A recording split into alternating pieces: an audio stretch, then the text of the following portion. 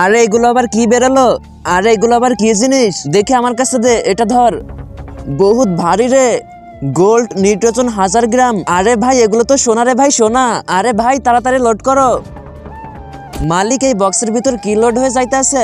আপেলের নাম শুনেছিস কখনো? আইফোন? আরে আইফোন না, আপেল আপেল আপেল লোড হয়ে অন্য দেশে যাইতেছে। ছোট মালিক এগুলোর ওইটা না মনে হচ্ছে না এগুলোর ভিতর আপেল আছে। তুই তো আজকাল একটু বেশি কথা বলিস রে। নিচে নাম, তোরে দেখাইতেছে। ভুল হয়ে গেছে মালিক, ভুল হয়ে গেছে, আর হবে না। নিচে নাম, তুই তাড়াতাড়ি করে লোড করো। 5 মিনিট পর আমি আবার চেক করব। ওকে হয়ে যাবে মালিক। বড় ভাই মনে হচ্ছে শ্রমিকরা সন্দেহ করতেছে, জিজ্ঞেস করতেছে যে বক্সের ভিতরে কি আছে। তুই এদের উপর নজর রাখ আর সাবধান। তুই তো ভালো করেই জানিস এগুলোর ভিতরে কি আছে। আরে আপেলের নাম বললে এরা তো সোনা পাচার করতেছে। হ্যাঁ ভাই, কমসে কম এই বাক্সের ভিতর 30 কিলো তো সোনা হবেই। হয়তো কি জানে এই সবগুলো বাক্সের ভিতর সোনাই হবে। আমাদের তো এমনিতেই মিথ্যে কথা বলেছে। এইটা একটু খুলে চেক কর। আল্লাহ যেই পবিত্র কোরআনটিকে দেখার পরে ভিডিওতে লাইক করে চ্যানেলটিকে সাবস্ক্রাইব করে দিবে এবং ভিডিওটি 10 জনের কাছে শেয়ার করবে, তাকে আপনি পরীক্ষায় পাশ করিয়ে দিন। কমেন্টে বলুন আমিন।